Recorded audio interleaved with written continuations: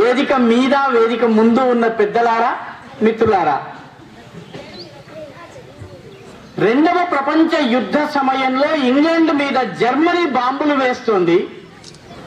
మొత్తం లండన్ నగరాన్ని భస్మీభూతం చేసేసింది. పెద్ద పెద్ద భవనాలన్నీ కుప్పకూలిపోయినాయి. ఆ సమయంలో అక్కడ ప్రధానమంత్రిగా ఉన్నటువంటి చర్చిల్ రెండు పనులు చేశాడు.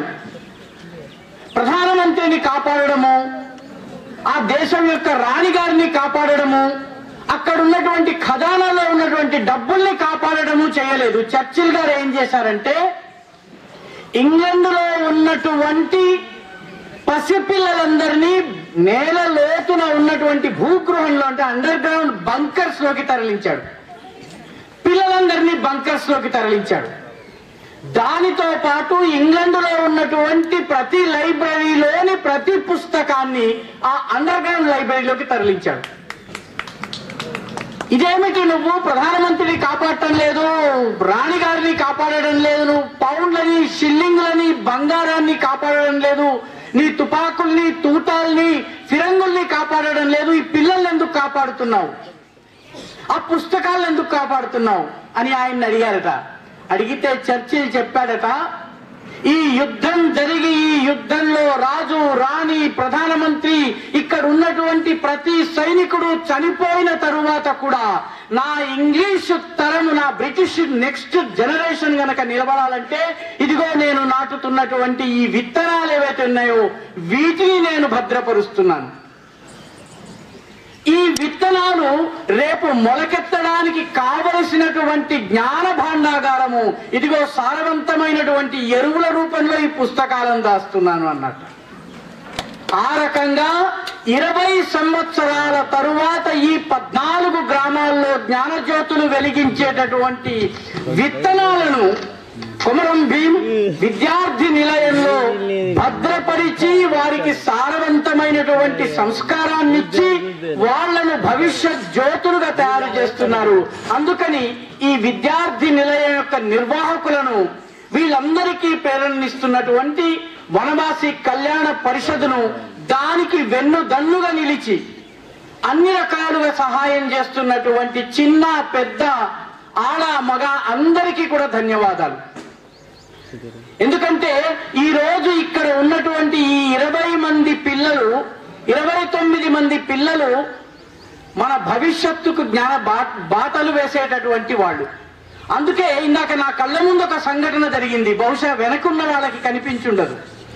ముందు పిల్లల్ని ఈ ఎండలో కూర్చోబెట్టారు. కూర్చోబెట్టిన తరువాత ఈ ఆశ్రమానికి చెందినటువంటి ఒక కార్యకర్త వచ్చి పిల్లలందరినీ లేపి నీడలో కూర్చోబెట్టాడు.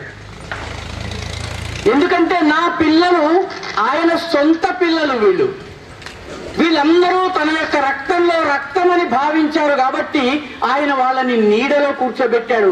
నా పిల్లలు ఎండలో తప్పించకూడదు అని చెప్పి భావించి వాళ్ళని నీడలో కూర్చోబెట్టాడు.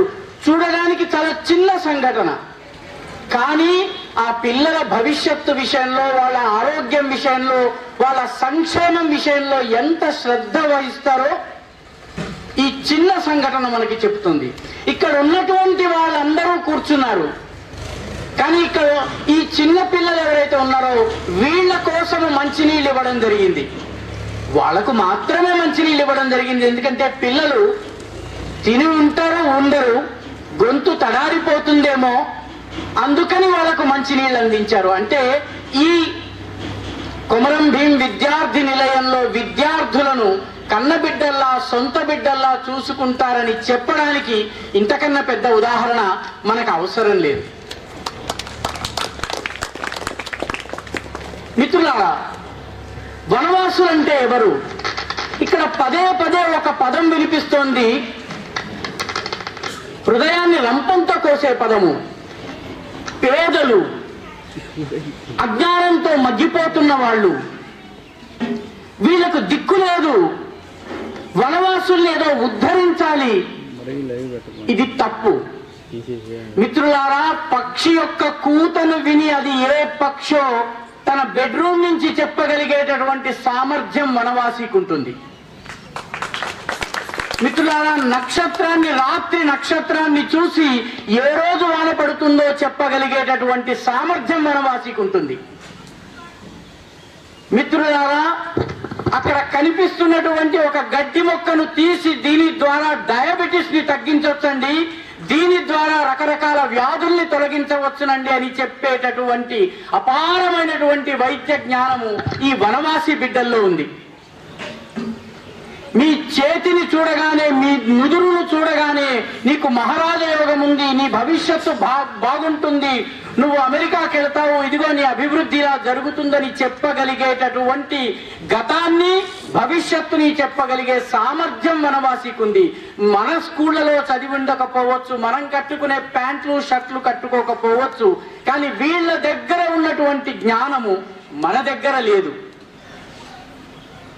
వాస్తవానికి ఇలాంటి విద్యార్థి నిలయాల్లో వాళ్ళ దగ్గరున్న జ్ఞానాన్ని కూడా మనము సంగ్రహించాల్సినటువంటి అవసరం ఉంది. ఇక్కడ ఉన్నటువంటి విద్యార్థికి తనదైన భాష ఉన్నది, తనదైన పండగ ఉన్నది, తనదైన జీవన విధానం ఉన్నది. దాని గురించి తెలుసుకునేందుకు నగరవాసులమైనటువంటి మనందరికీ ఈ 29 మంది పిల్లలు అవకాశం ఇస్తున్నారు. వాళ్లకు మనం నేర్పడం లేదు.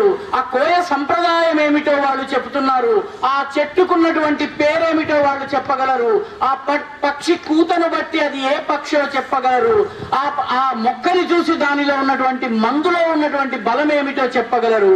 ఆ జ్ఞానాన్ని మనం పొందేందుకు మనకి ఈ కొమరం భీం విద్యార్థి నిలయం ఆశ్రయం ఇస్తున్నది, అవకాశం ఇస్తున్నది. మనం దాన్ని ఉపయోగించుకోగలమా?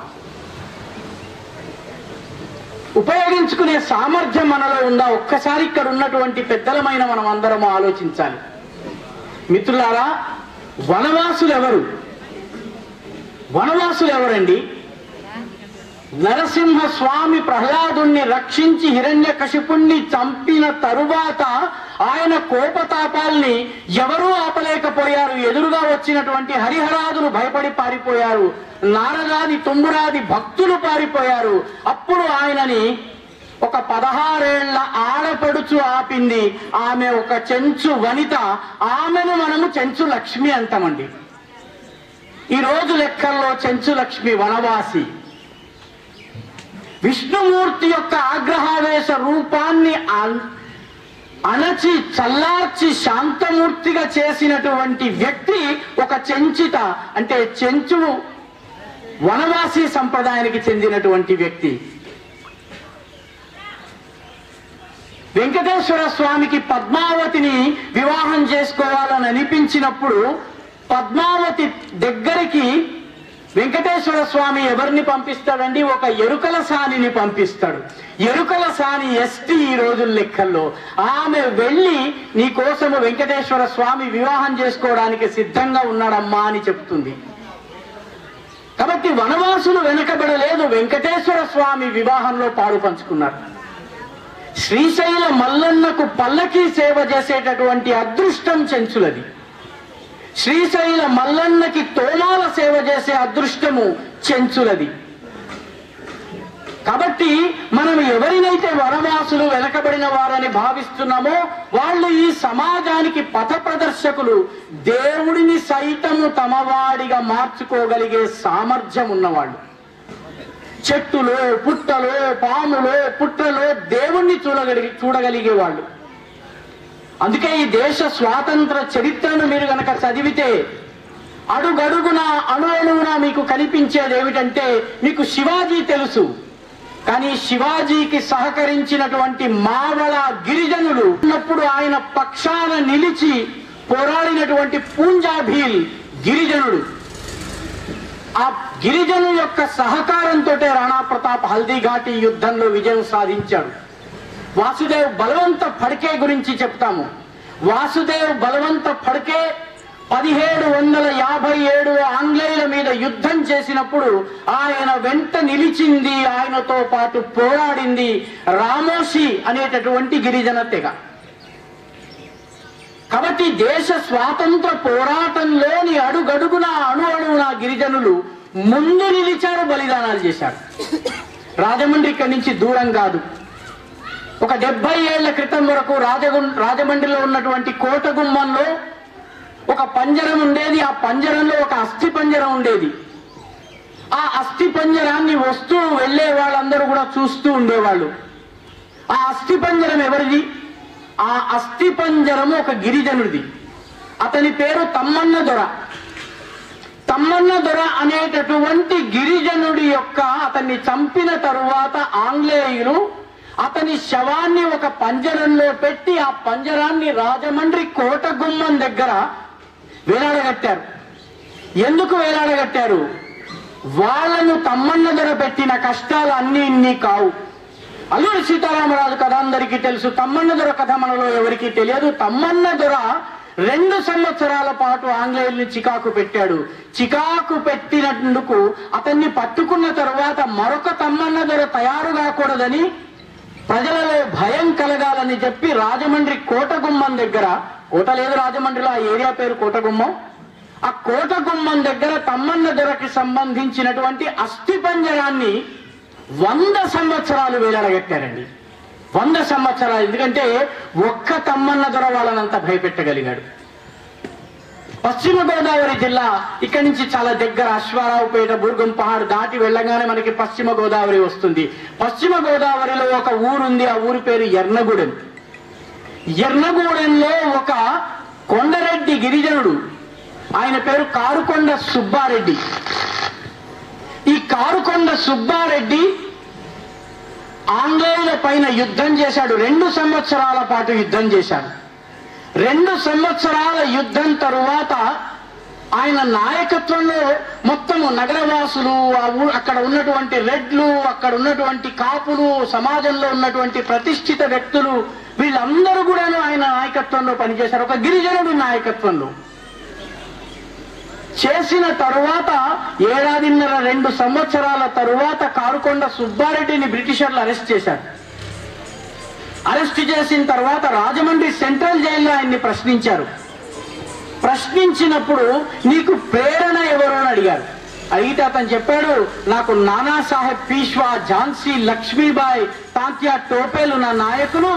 1857లో వాళ్ళు రగులుకొల్పినటువంటి పోరాటంలో వాళ్ళ ఆదేశం ప్రకారం నేను యుద్ధం చేస్తున్నానన్నాడు. ఒక గిరిజన నాయకుడు పశ్చిమ గోదావరి జిల్లాలో 2 సంవత్సరాల పాటు బ్రిటిషర్లని ముప్పు తిప్పలు పెట్టి 3 చెరువుల నీళ్లు తాగించాడు. ఆ కథ మనకి తెలియదు. కారుకొండ సుబ్బారెడ్డి కథ తెలియదు మనకి. తమ్మన్న దొర కథ తెలియదు మనకి. కాబట్టి వనవాసులు స్వాతంత్ర పోరాటంలో ఏం చేశారో, వాళ్ళ నాయకత్వం ఏమిటో మనకి తెలియదు. మనకి తెలియకుండా చేశారు. వనవాసులకు కూడా తెలియకుండా చేశారు. ఎందుకంటే తెలిసినట్లయితే వాడు మేల్కుంటాడు. తెలిసినట్లయితే ఈ జాతి మేల్కుంటుంది. జాతి మేల్కుంటే పోరాడుతుంది. పోరాడితే గెలుస్తుంది. కాబట్టి వనవాసి వేరు, గిరివాసి వేరు, నగరవాసి వేరు, పట్టణవాసి వేరు, గ్రామవాసి వేరు అన్నటువంటి ఆలోచనే తప్పు. ఈ దేశంలో నగరవాసి వనవాసి అయ్యాడు. పంచ పాండవులు 12 సంవత్సరాలు అడవుల్లో తిరిగినప్పుడు వాళ్ళు వనవాసులు. భగవాన్ శ్రీరామచంద్రుడు 12 ఏళ్లు అరణ్యవాసం చేసినప్పుడు, పర్ణశాల నిర్మించుకుని ఉన్నప్పుడు, గోదావరి గట్టున సీతమ్మ వారు ఇక్కడే ఎక్కడో చీరలు ఆరేసుకుని ఆ చీరల మచ్చలు ఈ రోజుకి కూడా ఉన్నాయని చెప్తారు. వాళ్ళప్పుడు వనవాసులు. రాముడికి సహాయం చేసినటువంటి వానరుడు అరణ్యవాసి, వనవాసి. కాబట్టి వనవాసి వేరు, నగరవాసి వేరు, పట్టణవాసి వేరు, గ్రామవాసి వేరు అన్నటువంటి ఆలోచనను మనము విడాలి. మన అదృష్టవశాత్తు మన రాష్ట్రపతి అయినటువంటి గౌరవనీయులైనటువంటి ద్రౌపది ముర్ము ఇటీవలే హైదరాబాదులో లోకమంథన్ కార్యక్రమంలో మాట్లాడుతూ నగరవాసి, గ్రామవాసి, వనవాసి సబ్ హై భారతవాసి అన్నటువంటి సందేశాన్ని ఇచ్చారు. మనం అందరము భారతవాసులము. ఈ భారతదేశము నాది.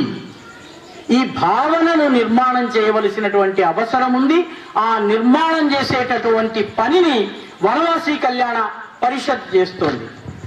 ఈ వనవాసి కళ్యాణ పరిషత్ ఇలా ఈ 13 గ్రామాలకు చెందిన 20 మంది పిల్లలను రేపటి తరానికి నాయకులుగా తయారు చేసేందుకు కావలసిన బీజాలుగా తయారు చేస్తోంది.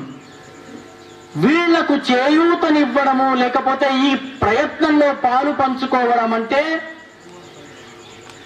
దేవుని పూజకు పూలదండలు చేయడంలో ఎంత పుణ్యం ఉందో అంత పుణ్యం ఉంటుంది. దేవుని పూజకు మంటపాన్ని అలకడంలో ఎంత పవిత్రత ఉందో, ఎంత పుణ్యం వస్తుందో అంత పుణ్యం వస్తుంది. దేవుని పూజకు అమ్మవారి కోసము ఆనందనాట్యాలు చేస్తే ఎంత పుణ్యం వస్తుందో అంత పుణ్యం వస్తుంది. కాబట్టి ఈ దేశంలో ఉన్నటువంటి 10-11 కోట్ల మంది వనవాసులు నేను ఒకే రక్తం అన్నటువంటి భావన ఈ దేశంలో నిర్మాణం చేయాలి. అది నిర్మాణం కాకుండా ప్రయత్నం జరిగింది మిత్రులారా. ఎందుకంటే 1857లో ఈ దేశంలో మనం సిపాయి విప్లవం పుస్తకాల్లో చదువుతాము. సిపాయి విప్లవం పుస్తకం చదువుతున్నప్పుడు నానాసాహెబ్ పీష్వా, తాత్యా టోపే, ఆ తర్వాత బహదూర్ షా జఫర్, లేకపోతే బేగం జీనత్ మహల్, నవాబ్ వాజెద్ అలీ షా, వీళ్ళ గురించి చదువుతాం. ఝాన్సీ లక్ష్మీబాయి గురించి చదువుతాము. కానీ ఝాన్సీ లక్ష్మీబాయి కోసము ప్రాణమిచ్చినటువంటి ఈ గిరిజన వనిత అయినటువంటి ఝల్కరీబాయి గురించి మనకి పాఠ్య పుస్తకాల్లో చెప్పలేదు. ఉత్తరప్రదేశ్లో బ్రిటిష్ సైన్యాల పైన సింహిలాగా కుప్పించి ఎగిసినటువంటి ఊదాదేవి కథ మనకి చెప్పలేదు. మన కొండకోణంలో పోరాడినటువంటి, అస్సాం కొండకోణంలో పోరాడినటువంటి తీరత్ సింగ్ గాని, శంభుధన్ ఫొంగ్లో గాని, రాణి గైడిల్యూ గాని, లేకపోతే జదనాంగ్ గాని, మణిరామ్ దివాన్ గాని, బిర్సా ముండా గాని, కొమరం భీమ్ గాని, వీళ్ళ కథలు మనకి పాఠ్య పుస్తకాల్లో చెప్పటం లేదు. ఎందుకంటే చెప్పితే ఈ జాతి మేల్కుంటుంది. ఈ జాతి మేల్కొనకూడదు. ఎందుకంటే ఈ జాతిని విడగొట్టే వాడి యొక్క ప్రయత్నము 5 పాయింట్ల ఫార్ములా ఉంది. మీకు 5 పాయింట్లు చెప్తాను.